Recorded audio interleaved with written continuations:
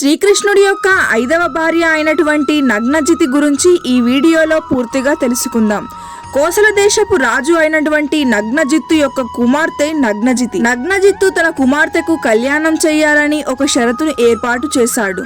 అదేమిటంటే తన దగ్గర ఉన్న 7 ఎద్దులతో యుద్ధంలో గెలవటం. ఇది విన్న రాజులంతా అక్కడికి చేరుకొని 7 ఎద్దులతో యుద్ధం చేయగా అందులో ప్రతి ఒక్కరూ కూడా విఫలమయ్యారు. చివరికి ద్వారక నుండి శ్రీకృష్ణుడు కోసల దేశం రాగా నగ్నజిత్తు శ్రీకృష్ణుణ్ణి సాదరంగా ఆహ్వానించాడు.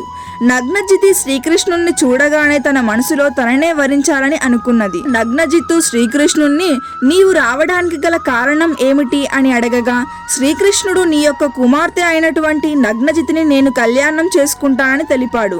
అప్పుడు నగ్నజిత్తు తను పెట్టిన షరతును తెలిపగా శ్రీకృష్ణుడు 7 రూపాలుగా మారి 7 ఎద్దులతో యుద్ధం గెలిచాడు. ఆ తరువాత నగ్నజితిని కళ్యాణం చేసుకున్నాడు.